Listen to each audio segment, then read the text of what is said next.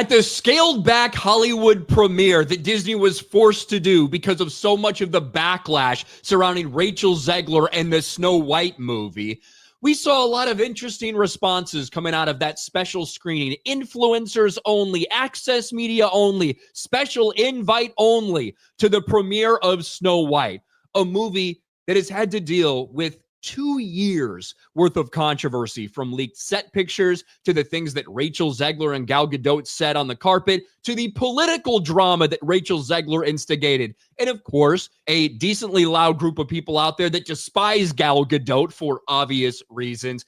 There's been a lot of turmoil surrounding this movie. Rachel Zegler at the forefront of it, which is why they didn't allow interviews, which is why it was a scaled back premiere. But so stunning, so shocking that virtually everyone that was invited to that had incredible things to say about the film. Snow White first reactions, praise remake, a big surprise. And Rachel Zegler stuns. And you could see just a cacophony of people out here. A cornucopia of reviewers that just loved the movie so much. And I wasn't expecting much, but it really surprised me. Rachel Zegler is a shining supernova in Snow White, beautifully embodying the graceful, gentle nature of the OG Disney princess. I may regret saying this, but Snow White is solid. I really enjoyed the musical numbers. The biggest surprise of 2025 is the most controversial, most hated film of the year. It's a decent live-action remake. Despite being an internet punching bag, Disney's remake of Snow White is actually mostly successful. And you saw a lot of people saying the controversies are bullshit. There's nothing to it.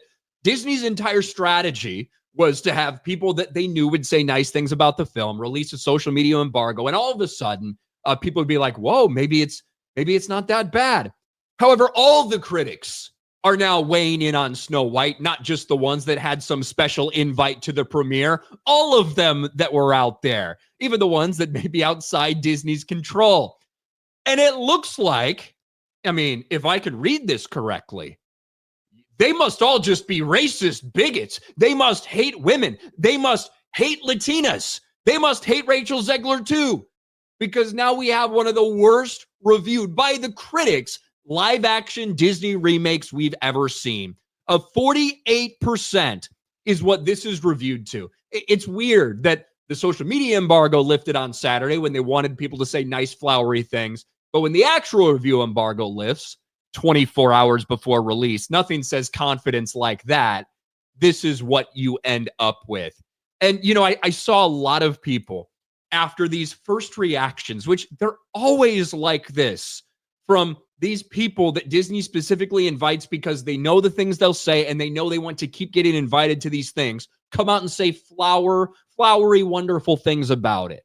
That's what they do. Now, I saw a couple, bad actors, retards on the other side of the entertainment space, whatever you want to say, being like, everyone thinks that Disney paid for these. No, I don't think that's what most people think. A handful of people might think Disney's actually paying people legitimately for these reviews.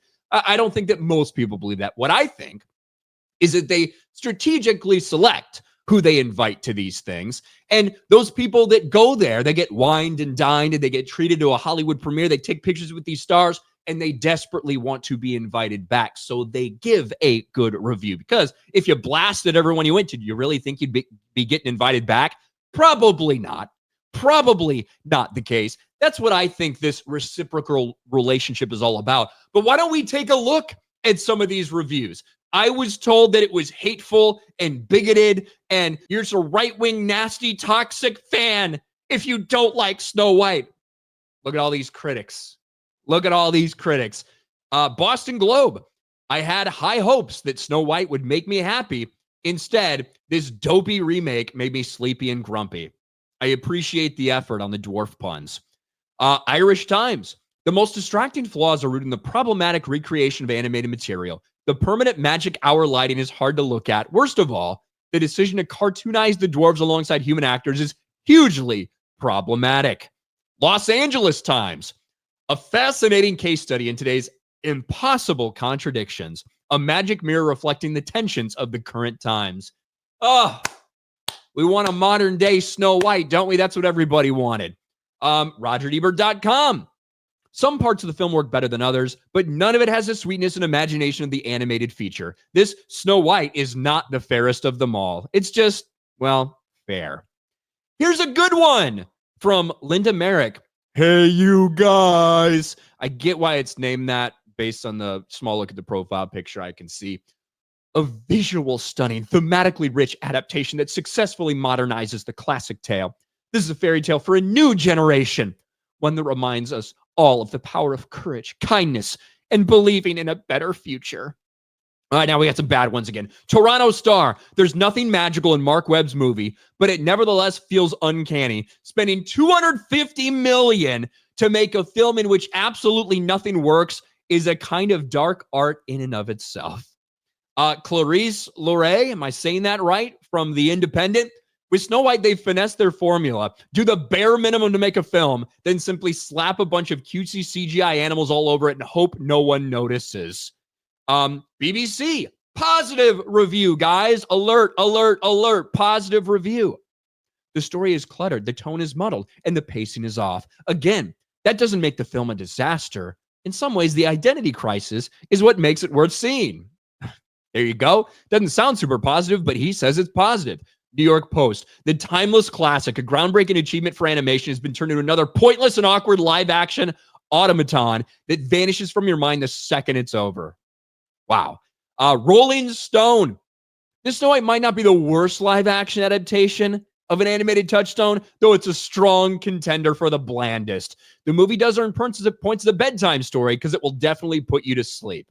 It goes on and on and on. And look, just because critics don't like something doesn't mean it's a bad movie and doesn't mean it won't make money at the box office, right? That is indicative of nothing necessarily. However, just a couple days ago, you had all of these Rachel Zegler stans, Disney stans, all these people who desperately will say, no, it's good, I promise, even when it showed to be an absolute pile of shit. They had everybody, like they were out there saying, look, everybody loves it. Everybody that went to the premiere and got special access, they all love this movie. Haters, you can suck it. It's going to do amazing. And now, here we are. When the reviews actually come out, it turns out that even the people that this type of slop and bullshit is made for, even they right now are saying, nah, you can skip this one. Pretty telling, don't you think?